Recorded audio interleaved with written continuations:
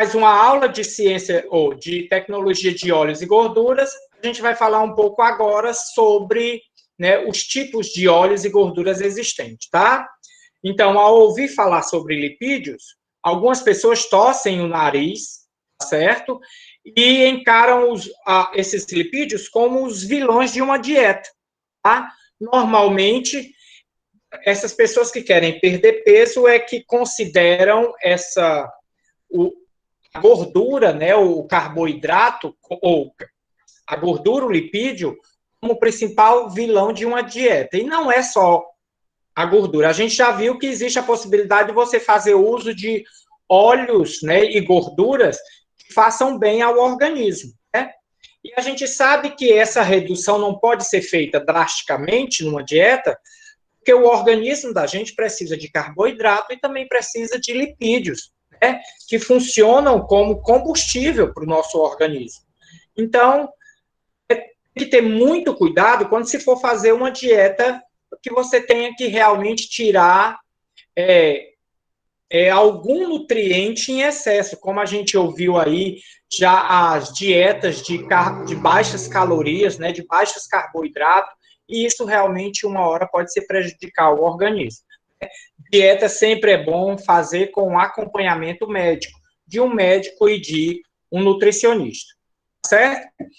Para você ter uma ideia, né, essa gordura e esses óleos, eles não estão exclusivamente na indústria de alimentos, né?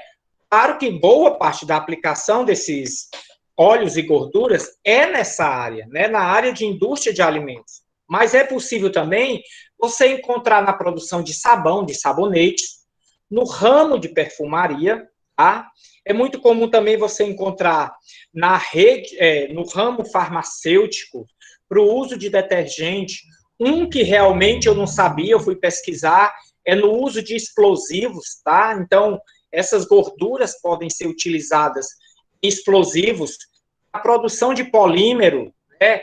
Isso é muito comum a gente ver em pesquisas científicas, o uso de polímero, desses óleos para produção de polímeros, tá certo? Pode ser utilizado para óleos de freio, fabricação de tintas, a produção de biodiesel. Então, se nós observarmos a aplicação industrial, né, dessa matéria-prima, ela é muito vasta. Ela pode ser, é um produto que pode ser bastante difundido, é muito comum, tá certo? A gente vai falar sobre alguns óleos vegetais e alguns óleos ou algumas gorduras de origem animal. A gente tem aí, pode falar sobre a soja. Esses que estão grifados em vermelho são os que a gente vai se adentrar mais, falar um pouco mais, né? Mas aí podemos citar de óleos vegetais a soja, a mamona, muito utilizada, né, na baladeira, no estilingue, aquela mamoninha que parece, né, o vírus do coronavírus, né, parece o coronavírus. Então, a mamona, ela é rica em óleo, tá certo? Nós temos aí o dedê, o girassol, a canola, a palma. Temos o amendoim, que tem quase 50% da quantidade de óleo, né, quando é retirado. Temos o pequi, que é uma fruta do Paraguai, do Pará, desculpa, nada de Paraguai. Tem semente de gergelim, aquele gergelim que é muito utilizado no sanduíche, né, no pãozinho de hambúrguer. Então, aquele gergelim também pode se fazer extração dele, sinal é um óleo caro, né? Pode ser feito do buriti. O exemplo aí do buriti, muito utilizado no cosmético, é aquela empresa, a Natura. Ela tem uma linha de cosméticos só sobre buriti.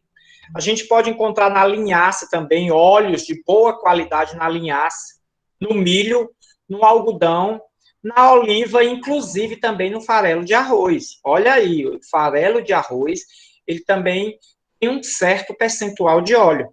Esses que estão em vermelho são os que a gente vai se habituar, vai falar um pouco mais, certo? Sobre os óleos e gorduras animais, a gente tem muitos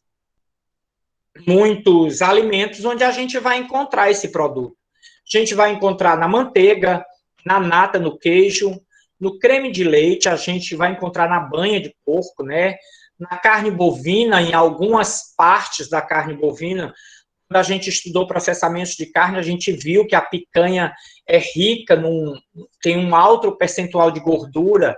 A gente viu que partes como o cupim, né, uma parte do cupim também é rica em gordura. A gente pode encontrar essas gorduras animais também no leite integral. A gente sabe que o percentual pode ser mais de 3% de gordura. No torresmo, que é bom, muito bom, né? Na linguiça, no salsichão, a gente pode encontrar essa gordura na gema do ovo, certo? E ovo é um animal de origem, ou é um produto de origem animal, tá certo? Então, por isso que está nessa lista aí, ok? Então, a gente vai falar um pouquinho de cada um, tá? Muito superficialmente, para que a gente tenha uma ideia da composição de cada um. Vamos começar pelo mais importante do nosso país, né? Que é o produto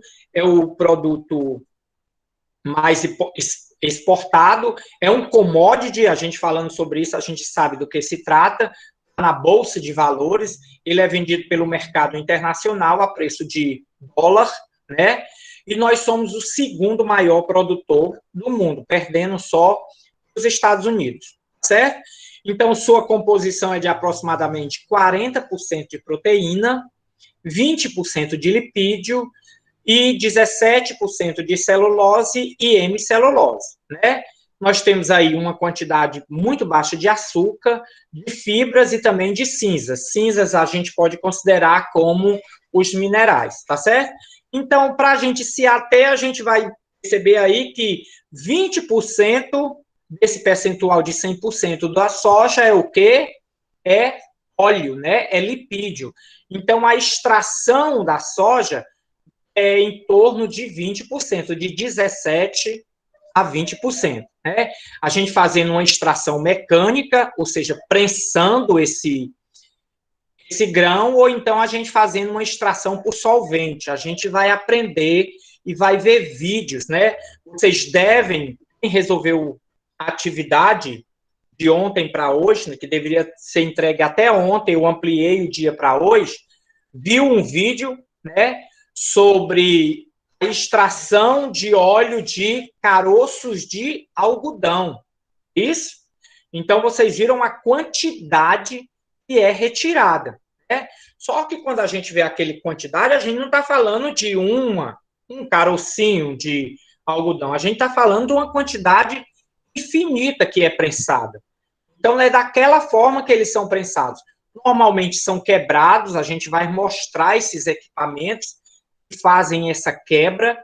Né? Depois eles passam por uma prensa, e aí é realmente isso, o nome é esse, espreme, prensa mesmo, até conseguir tirar ao máximo, né? E depois ainda pode fazer uma segunda retirada, que é por solvente, coloca um produto químico, e aí esse produto químico ajuda a, digamos assim, despregar o que ainda estava dentro daquele produto, né, para retirar o excesso de óleo. Esse óleo que está com esse produto, com esse solvente, né, com esse produto químico que foi misturado, lá na frente ele passa por um processo de limpeza para tirar esse solvente que está misturado, certo? A gente vai conhecer isso passo a passo. Então, o óleo de soja tira-se em torno de 20%, né? Ele domina o mercado mundial de proteína vegetal e de óleo comestível. É o óleo mais utilizado no mundo e ele surgiu, né, despretensiosamente, né, como subproduto do processo do farelo de soja. Ou seja, o interessante antes não era o óleo de soja que estava presente, né? O interessante era o farelo de soja, certo? Então, essa era a parte, né, interessante. Tudo bem, Jarlene. Essa era a parte interessante no primeiro momento. E aí começou-se a perceber que o óleo de soja ele era bem visto, né, pelo cliente, pelo consumidor. E aí começou-se a a observar, né, a dar uma maior atenção a esse produto. Então, de subproduto passou a ser um produto que hoje em dia, quem tem uma garrafa de óleo dentro de casa, tá rico, né? Porque a gente viu o mercado, a gente falou esses dias atrás, o caso do óleo, que é a grande demanda, né? E o dólar, essa alta do óleo de soja está atrelado a esses dois fatores, uma grande procura pelo mercado, né, do óleo e da própria soja, e também pelo fato da soja ser um commodity, né? Então, o que vem acontecendo ultimamente é o dólar aumentando, aumentando, e, consequentemente, esse produto ele vai ser muito mais caro.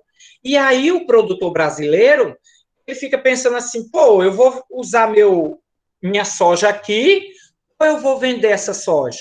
Claro que é óbvio que ele vai querer vender a soja, porque afinal de contas o dólar está em alta, não é isso? Então os principais produtores são os Estados Unidos, né? O Brasil vem em segundo lugar, depois aí nós temos outros, como a Argentina, né? Temos a China, deixa eu ler aqui, mandaram, o disse, jurou que ia mandar um mais melhor de bom, né? Oh, meu Deus. Calma que uma hora sai, tá certo? Hoje pela manhã, aproveitando, né, a dica do Biel, eu fui dizer isso para os alunos e aí em seguida eu logo expliquei. Eu fiquei pensando assim, já pensou se eu estou dando aula, você está sentado aqui na sala, e o seu pai, sua mãe está ali fazendo alguma coisa e escuta eu dizendo assim, mas isso é muito mais melhor de bom. Aí esse pai vai dizer assim, meu Deus, olha a professora que colocaram para o meu filho. Né? Então, eu tive que explicar hoje para a galera que isso é uma forma de chamar a atenção de vocês, para que vocês alertem, dê uma arregalada nos olhos e prestem atenção no que eu estou falando. Né? Pelo amor de Deus, não vão botar isso no Enem, não. Fizeram a redação de vocês.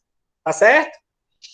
Então, vamos lá. Os ácidos graxos insaturados representam 85% total dos lipídios e aproximadamente 60 deles são constituídos de ácidos graxos essenciais. Significa que consumir óleo de soja é uma boa, é legal, certo?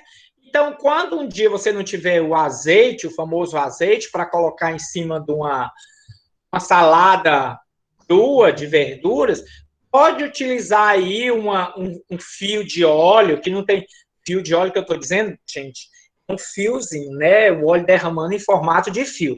Não é você pegar um fio e jogar dentro da verdura, não. Tá certo? Então, não tem problema de ser utilizado esse óleo de soja. Ele não necessariamente, gente, é utilizado só como a gente usa, para fritar bife, né, para fazer bolo. Ele pode ser utilizado também in natura, o óleo de soja, né? A gente viu aí que ele tem uma quantidade legal de ácidos graxos essenciais, né?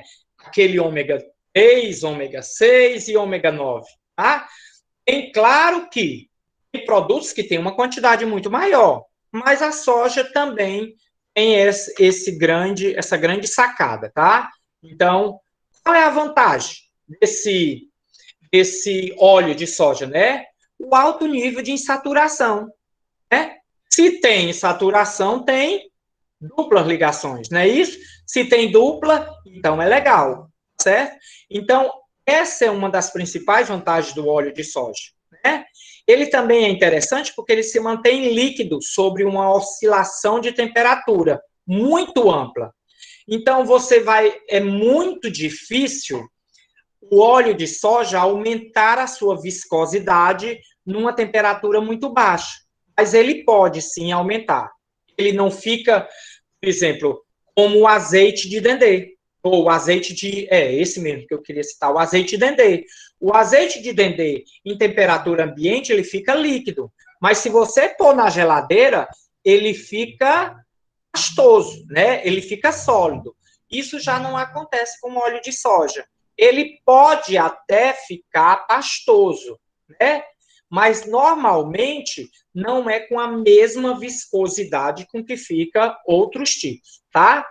Ele pode sofrer o processo de hidrogenação, a gente vai entender o que é essa hidrogenação, vai ter uma aula só sobre o que é hidrogenar um óleo, tá? Ou seja, hidrogenar já está dizendo, né? Está algo relacionado ao hidrogênio, onde a gente consegue transformar esse óleo em gordura, né? Então, por exemplo, a gordura vegetal, tá?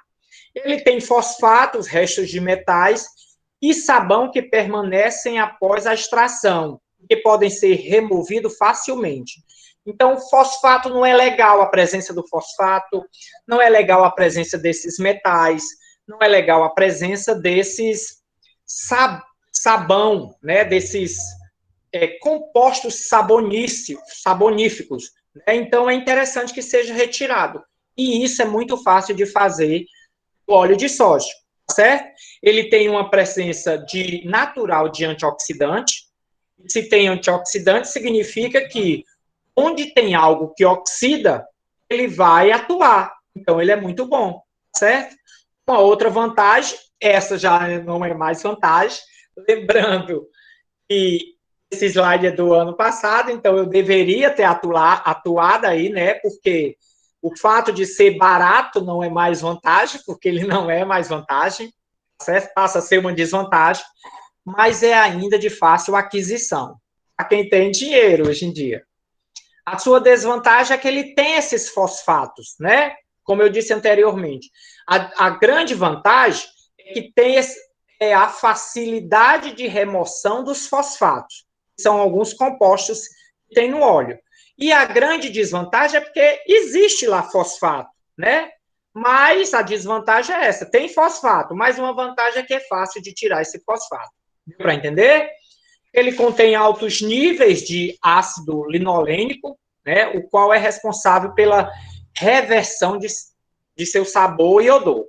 Então, ou seja, tem aqueles ômegas que a gente tanto fala, tá? Então, começamos com o óleo de soja. Aqui é um vídeo, vou disponibilizar para vocês sobre processamento de soja, tá bom? Eu vou colocar o vídeo disponível, que é um videozinho pequenininho, para que vocês vejam como ocorre o processamento de soja, tá? O outro óleo que a gente vai falar é o de palma, né?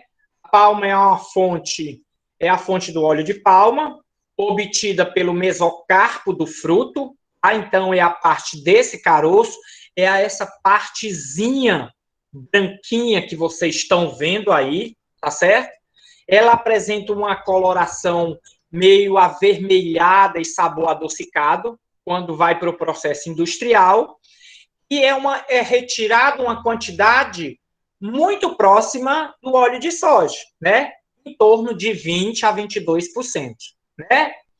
Só que, ó, uma informação interessante é que ela tanto é constituída de ácidos graxos saturados e insaturados, tá? E o mais interessante é que é na mesma proporção. Então, a mesma quantidade de ácidos graxos saturados é muito próximo da quantidade de ácidos graxos insaturados. Esses ácidos graxos insaturados da palma são dois tipos. São os monoinsaturados e os poliinsaturados, tá certo? Então, é um que meia boca aí esse óleo de palmas, né? A sua grande vantagem, né? O óleo de palma apresenta coloração avermelhada, porque tem uma quantidade de carotenoides. Carotenoides normalmente tem em alimentos que apresentam essa cor avermelhada, puxado para o alaranjado, como a cenoura, como o mamão, tá certo? Com esses alimentos que são puxados para o vermelho, para o alaranjado, são alimentos ricos em carotenoides, certo? Uma outra vantagem é o baixo teor de colesterol, juntamente com propriedades, olha que interessante, né? Anticarcinogênicas, né? E antitrombóticas. Significa que para quem tem problemas de trombose, né? Então, é um óleo que pode ser realmente utilizado, né? Que ele tem um bastante valor nutritivo. Né? Ele pode ser utilizado, né? A fabricação de margarinas, utilizado para a fabricação de pão, extrusados, tá bom? Ele dá um sabor muito característico, é utilizado também na fabricação de biscoitos e sorvete, esse óleo de palma, tá? O óleo de canola. Muita gente não sabe o que é canola, né? Então tá aí, esse grãozinho, tá? As sementes de canola são pequenas, redondas e podem ser de coloração amarela, marrom, preta. Então, tem canola dessas três cores, tá? E a grande sacada da canola, né, das sementes de canola, é que você consegue tirar em torno mais de 60% de óleo, né? Né? Nesse carocinho, nesse grãozinho, nessa semente, você tipo, consegue aí extrair até 60%, pode chegar até 60%, né, de produção de óleo, né? Dentre os óleos vegetais, é o que contém o menor teor de saturados. Então, é um óleo do meu dia a dia, tá? É um óleo que eu sempre compro, porque eu já sabia dessas informações, né? Ele tem um alto teor de ligações insaturadas, principalmente poliinsaturadas. Então, é um óleo que faz bem para a gente, o óleo de canola. E parece que o mercado sabe disso, é lógico, aí o bichinho caro que só. Tá? O óleo pode ser obtido tanto por prensagem como por extração com solvente. Ou pode juntar esses dois tipos, como a gente viu eu falando da extração do óleo do caroço do algodão, né? Que pode ser a combinação desses dois tintos. O óleo, quando ele passa por refinamento, ele é um amarelo bem clarinho. Né? O interessante dele é que ele não tem a presença de fósforo, né, que a gente já viu ali no outro alimento, no óleo de soja, certo? E ele tem um sabor muito agradável. Né? Então, esse óleo de canola é um outro que você pode usar em cima de uma salada de verduras crua. Não está com azeite no momento, porque todo mundo tem o hábito de colocar azeite, mas pode ser o óleo de canola. Esse é um óleo que realmente eu faço uso constantemente dele. Né? Ele tem ao baixo índice de ácidos graxos saturados, né? Então isso é muito bom, porque aí você elimina aí o risco de arteriosclerose, né? Tem um alto índice de poliinsaturados, né? Que melhora naquele colesterol bom, né? Um colesterol que circula no nosso sangue, o que é legal, aumenta o nível desse colesterol. Só que para você ver, a gente falando de óleo, para falar de óleo, todo óleo está muito caro. A verdade é essa, a gente explicou isso. Só que para você ter uma ideia, uma garrafa de óleo que tem em torno de 900 ml, era ano passado, no começo do ano passado, antes da pandemia, era em torno de R$ 4, R$ 4,50. Hoje você paga por esse mesmo óleo R$ 9. E para você ter uma ideia, o óleo de canola, ele chega a ser 16 a 17 reais. Ou seja, quase o dobro do óleo de soja, tá? Então, por que aí diz assim, professora, por que a senhora paga mais caro porque um óleo desse? A senhora é rica? Nada disso. Porque eu estou vendo o custo-benefício, certo? Então, eu acho que o custo ser mais alto, mas ele me traz grandes benefícios. Utilizar esse tipo de óleo, tá? Ele também, como todos os óleos, ele tem a sua desvantagem, né? Ele tem um índice de ácido, esse ácido chamado de erúcico, certo? Mas é um ácido que pode ser retirado também com um processo, tá? E os testes biológicos em animais revelaram o potencial de dano ao coração de humanos com o consumo de óleo com alto teor desse ácido graxo, tá? Então, a outra desvantagem dele, como eu falei anteriormente, ele tem um preço elevadíssimo, né, com relação aos outros óleos. É bem mais caro do que os outros, o óleo de canola, tá? Outro também que é caro, viu? Óleo de girassol. É um outro também que tem uma boa quantidade de ácidos graxos poliinsaturados, e é também caro, tá? O estado de Goiás é o principal produtor, né? E aí ele vem seguido, vocês observarem, é sempre aquela região ali, centros, né? A região centro-sul, né? Naquela região onde tem grandes plantações de soja, e aí a gente está vendo agora girassol e tudo mais. Dificilmente está sai daquele eixo ali, né? Região centro-oeste, região sul e sudeste, tá? A semente possui aproximadamente 24% de proteína, mas pode-se tirar dele até 50% de matéria graxa, ou seja, ácidos graxos, né? Então, é uma quantidade bem significativa que representa o caroço, né? A semente do girassol, tá? É constituído por uma pequena quantidade de ácidos graxos que é rico, ó, no linoleico, né? Cerca de 70% de ácidos graxos considerados essenciais à saúde. O que é que eu posso dizer para vocês? Posso dizer que uma grande dica, uma boa dica, para quem quer ter uma alimentação saudável, é fazer a troca do óleo de soja, né, da gordura de porco, da gordura de coco, um óleo à base de canola, um óleo à base de girassol.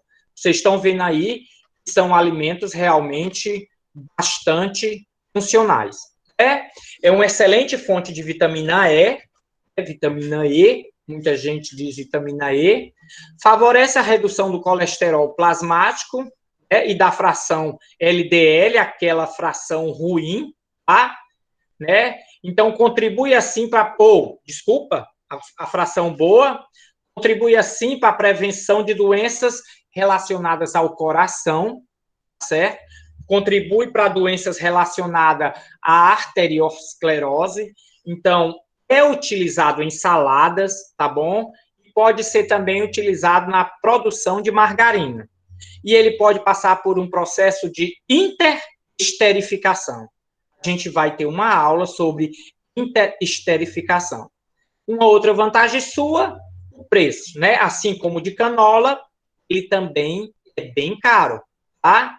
O óleo de girassol é mais suscetível à oxidação, ou seja, ele é fácil de oxidar, né?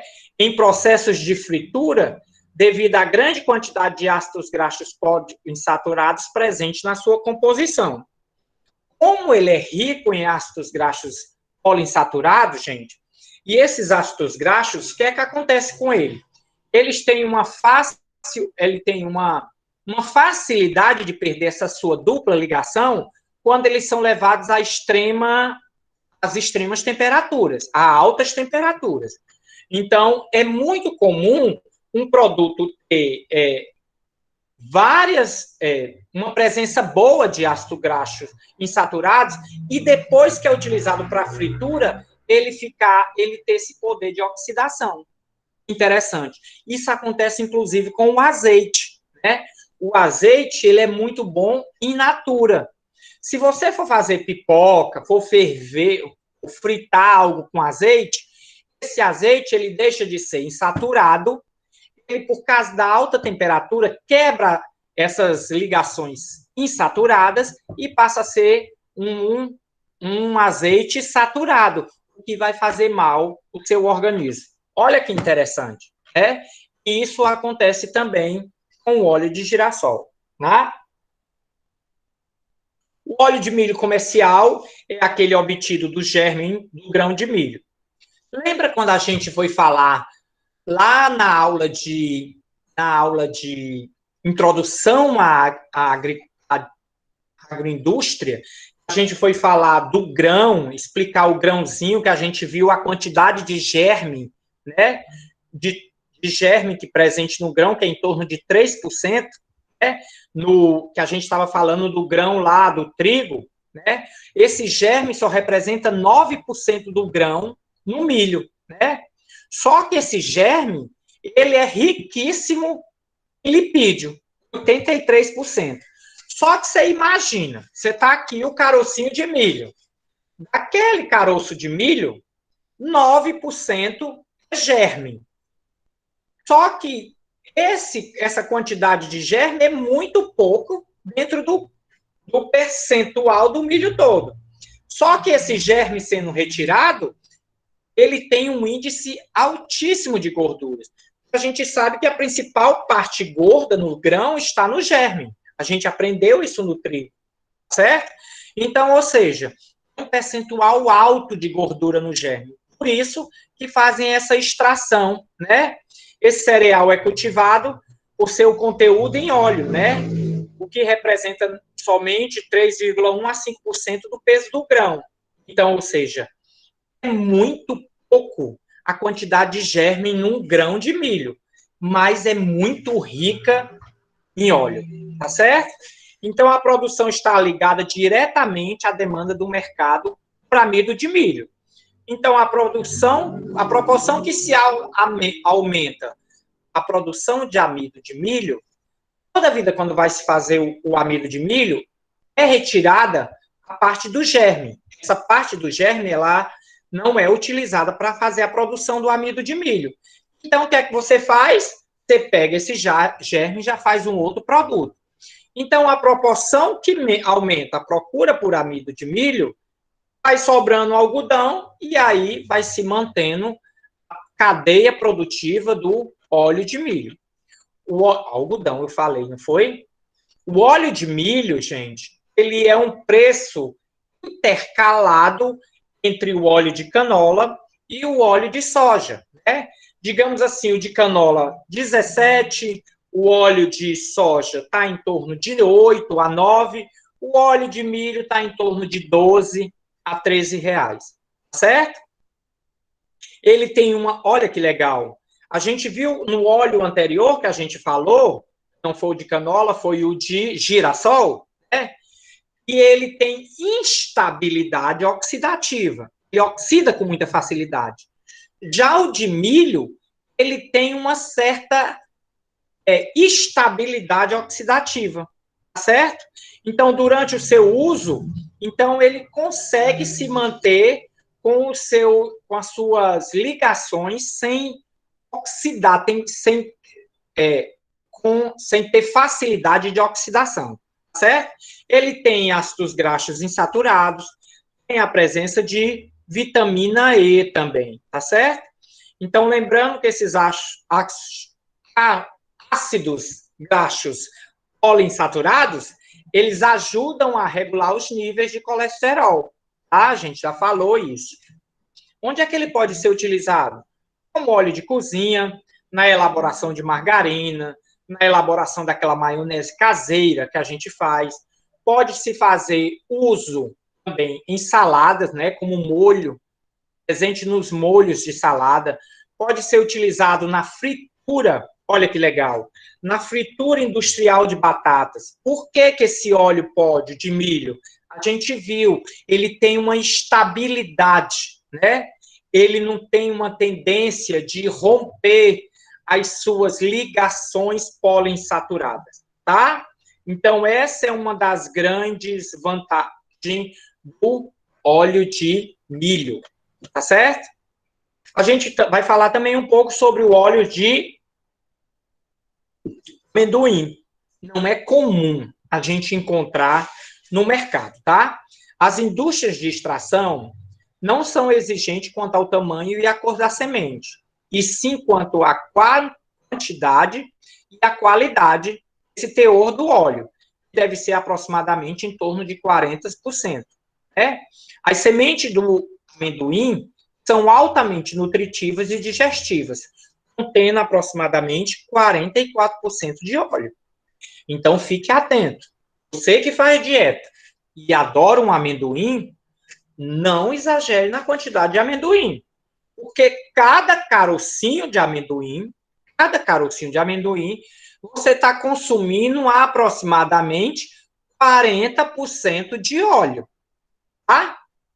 A grande vantagem é que 80% desses óleos são ácido graxo, né? Então, ou seja, praticamente são óleos, né? São lipídios insaturados. Então, são lipídios, né, complexos, né? E, não, lipídios complexos não, lipídios simples que podem ser saturados ou insaturados. No caso do amendoim, são lipídios insaturados. É um óleo bom, né? É uma semente, é uma porção boa de óleo que se extrai, mas tem que ter cuidado com o excesso, certo? Então, ele realmente ele dá um sabor diferenciado ao alimento, né? É um produto de excelente qualidade, tá certo? Ele é muito utilizado em dietas passadas por nutricionistas. Não me pergunte o preço, que eu não tenho ideia, mas eu posso lhe garantir que ele é mais caro do que o óleo de canola, certo? Eu não sei o quanto, mas ele é mais caro do que o óleo de canola. Então, pessoas que passam pelo nutricionista, né, que ele passa uma dieta, pode ter certeza que vai ter uma quebra do bolso, né? Porque no nutricionista, quando ele começa a exigir que ele passe linhaça e passa gengilim, vai passar esse óleo e comer isso e aquilo, esses produtos sempre são mais caros. É só vocês terem uma ideia sobre produtos diet, né?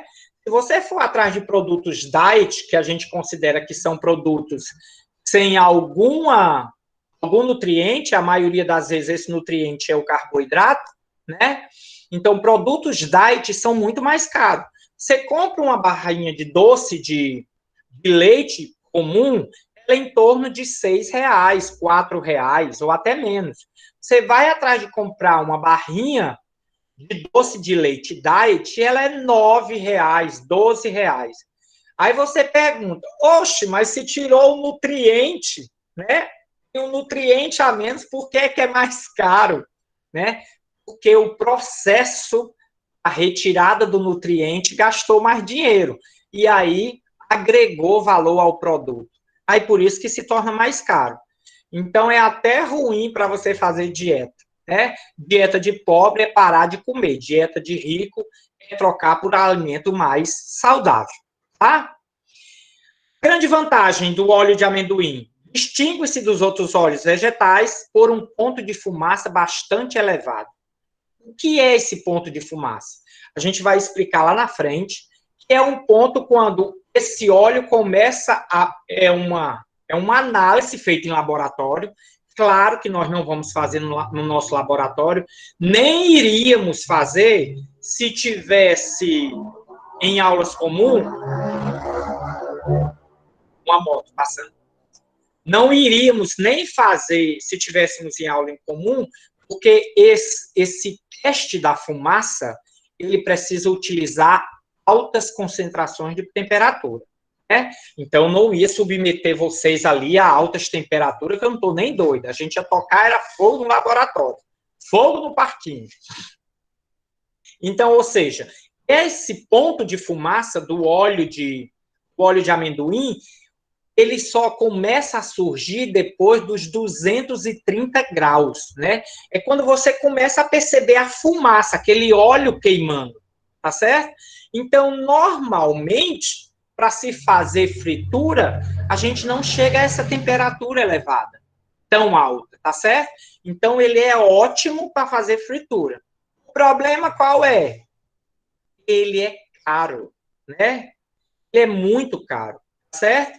Então, normalmente não se faz fritura com óleo de amendoim, certo?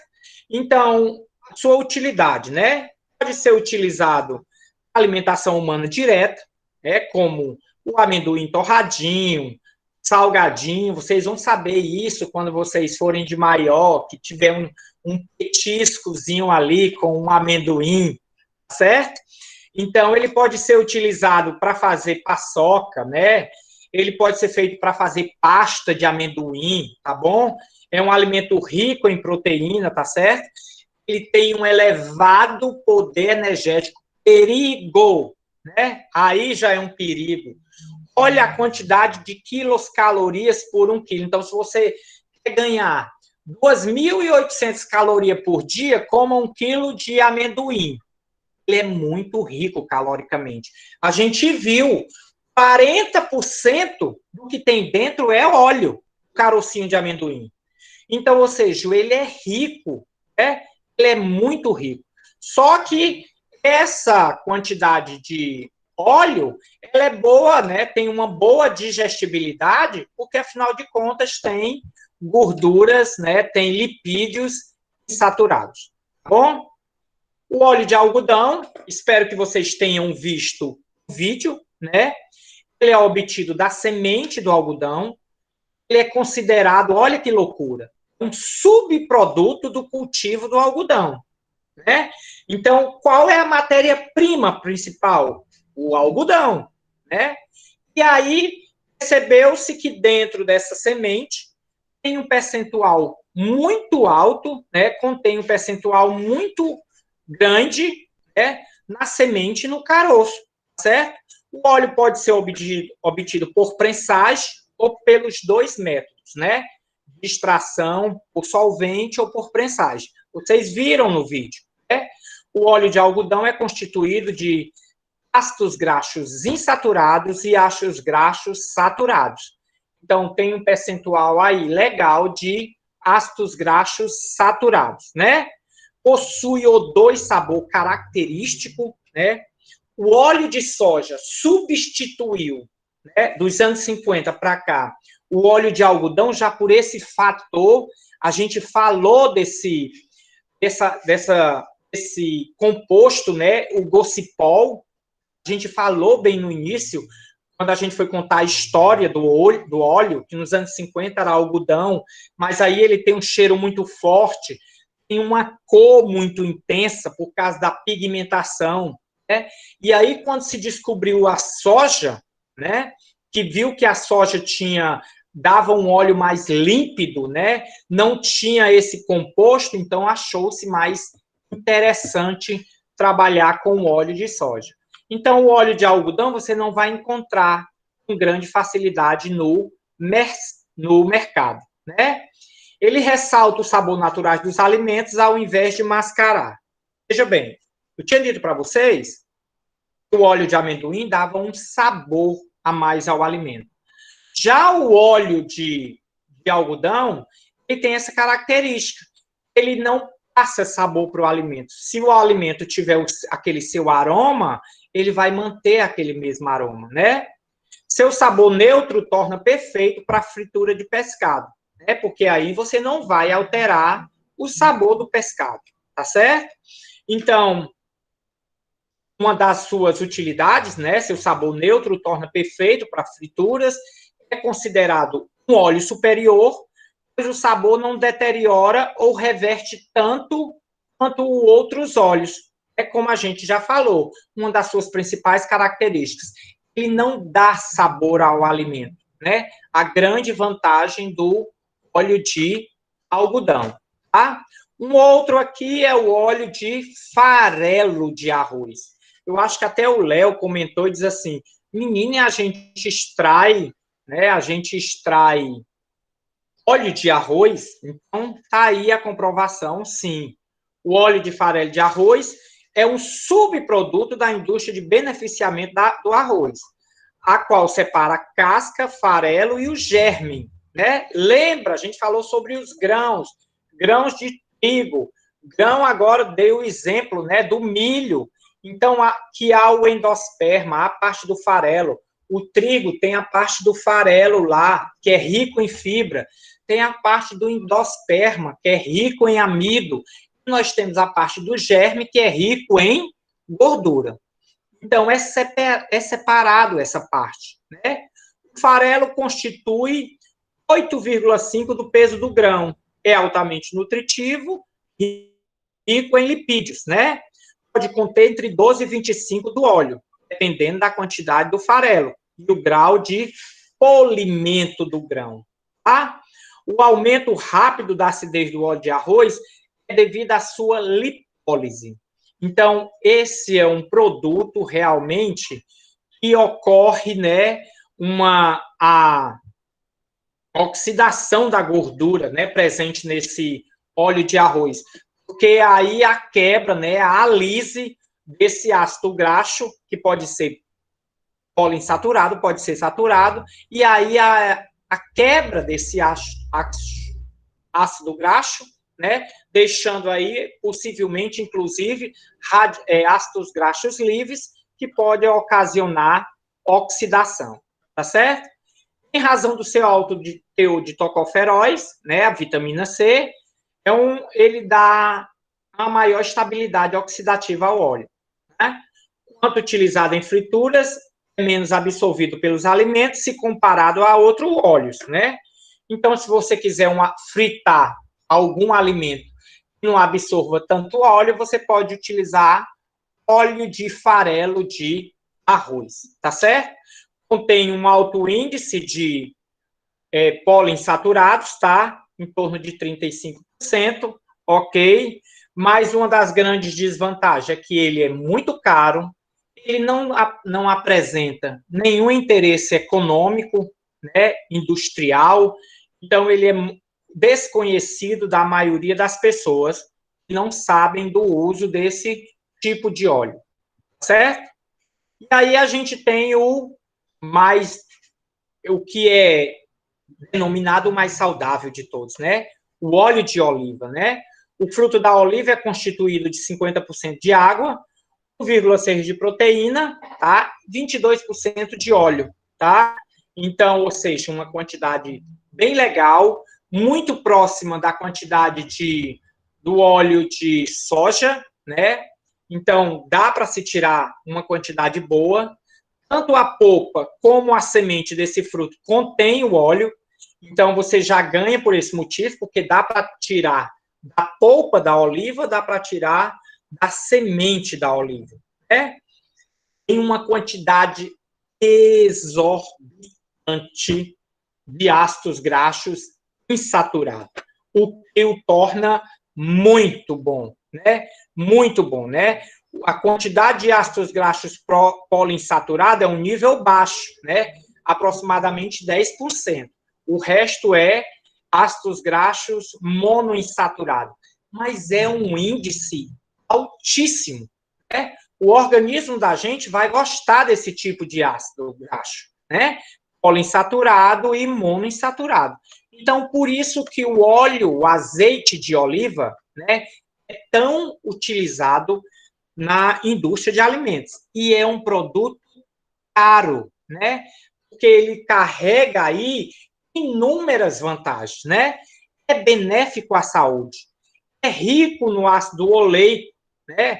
A gente viu aí, é rico, fonte de vitamina, cerca de vitamina E, tá certo? Fonte de polifenóis. Então, ele é muito, muito, muito vantajoso, tá? E aí, a gente começa a diferenciar o azeite de oliva dos outros quando a gente se refere à sua acidez, né? Então, quando vocês chegarem agora nas gôndolas do supermercado, vocês vão encontrar azeite de oliva extra virgem, azeite de oliva refinado, azeite de oliva virgem, né? E isso se refere a quê? Se refere ao grau de acidez desse alimento, tá? Então, a proporção que vai tendo mais ou menos acidez, você vai definindo se ele é virgem ou não, tá? Se ele é semi-virgem, se ele é refinado, ok? Então, esses são os graus de acidez. O exemplo, por exemplo, o mais comum a gente vê nas gôndolas de supermercado é o azeite extra virgem. Então, esse tem menos de 1% de acidez. É 0,8. Então, ele não apresenta nenhuma acidez a uma salada. Então, é tão interessante que quando você vai utilizá-lo nas saladas, né? As pessoas às vezes colocam vinagre na salada, umas gotas de vinagre, ou botam umas gotas de limão, né? Porque realmente o azeite de oliva ele não apresenta um índice alto de acidez. E aí, para dar aquela azedinho, né? Para dar aquela acidez, sua salada, você bota algumas gotinhas, certo? A gente tem também aí o óleo de babaçu, extraído normalmente, né, das suas amêndoas, essa partezinha de dentro, essa partezinha branca, tá? De maneira geral, praticamente todas as palmeiras têm, né, o dendê, o buriti, o babaçu, tá? O principal destino do babaçu é para a indústria produtora de óleo bruto e óleo refinado, né? Ele é utilizado para a fabricação de sabão, sabonete. Então, esse óleo de babaçu, a gente não vai encontrar muito facilmente no mercado, tá? A utilização do dia a dia da gente. Ele é muito utilizado para a fabricação de perfumaria, de cosmético, da indústrias cosméticas, certo? Dá para fazê-lo como óleo comestível? Sim, mas ele não é tão utilizado, tá bom? Então, o óleo de babaçu, ele é muito direcionado para a indústria cosmética, tá? Aqui é outro vídeo que eu vou disponibilizar para vocês de como é feita a fabricação do azeite de oliva, tá? Tá terminando, gente. Mais um pouquinho que a gente tá terminando, né? A gente tem o óleo de gergelim também. A semente do gergelim apresenta aproximadamente, né, 52% de óleo. Vocês estão entendendo o que eu estou falando? Aquele carocinho de gergelim, que tem no pão do hambúrguer, se eu espremê-lo, claro que não vai estar na mão de jeito nenhum, nem batendo assim com um ferrinho. Se eu espremer, passar por um processo de prensagem ou extração por solvente, eu vou tirar mais da metade de óleo de gergelim, né? O óleo proveniente dessas sementes brancas, ele é alimentício, ele é tão rico quanto o óleo de soja, certo? Ou o óleo de soja, não, desculpa, o azeite, tá? Aí a Lu tá dizendo aqui, mas ele é pequenininho demais. Sim, mas imagina aí, por exemplo, a produção do óleo de soja. A soja é deste tamanhozinha. E para produzir esse monte de óleo de soja, é uma ruma de soja. Então, para produzir óleo de gergelim, é uma ruma de gergelim. Só que é a ruma de gergelim dobrada ou triplicada com relação à soja, né? É muito mais produto, tá entendendo? Matéria-prima. Então, ou seja, mas qual é a grande vantagem? Ele dá um percentual muito bom, tá? Então, normalmente, ele é utilizado, né, como um azeite de oliva. Esse é caro também, viu? Óleo de gergelim é muito caro, certo? Muito caro. E você dificilmente vai encontrar em poções de 500 ml. Você vai encontrar em vidrinhos pequenininhos, tá? Então, imagina quantos gergelim são necessários para fazer uma gota, né, de óleo. Então, por isso que ele é um produto muito caro. Mas ele tem um valor nutricional riquíssimo. Aí você chega na sua nutricionista, ela vai dizer assim, oh, eu vou passar na sua dieta para você colocar na sua salada que você faz de verduras, você colocar 2 colheres de óleo de gergelim. Aí você vai olhar o preço, você desiste de emagrecer, de fazer dieta, né? Mas a grande vantagem é essa, é porque ele é muito rico. É rico nas vitaminas do complexo B, aquela tiamina, né? Riboflavina, é rica em cálcio, em ferro, magnésio, né? Então, aquelas vitaminas que você compra, aqueles pólenes vitamínicos que você compra, né? Se você não quer utilizá-los, então compra óleo de gergelim, né?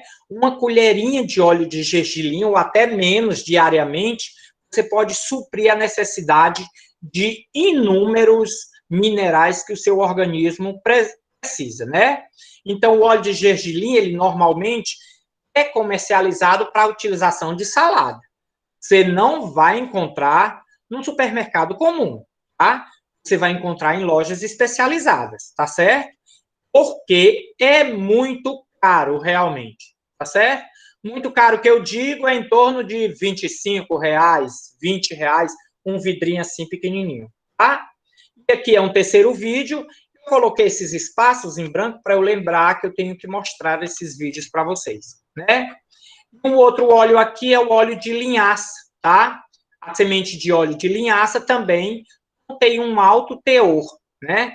Também é caro, tá? Ele apresenta uma coloração bem escura, tá? E um cheiro característico, tá? Mas após ele passar pelo processo de refinamento, né, que a gente vai aprender o que é refinar o óleo. Refinar o óleo é deixar o óleo mais chique, né? Passar por um processo onde vai dar uma limpidez a esse óleo, vai dar um brilho, vai dar uma cor legal. Então, quando ele passa por esse processo de refinamento, aí ele fica um óleo mais apresentável, né? E com um cheiro menos forte, tá? Ele é muito utilizado como no uso medicinal, né? Para distúrbios gástricos, para quem tem indigestão, para quem tem úlceras, certo? E ele deve ser utilizado em baixa temperatura e não pode ter a presença, né, de luz e oxigênio, porque ele oxida com muita facilidade, tá certo? Então é isso. Esses são alguns dos óleos, tá bom? Que a gente pode conhecer, né? Nem todos são tão fáceis de serem encontrados na indústria de alimentos, tá certo?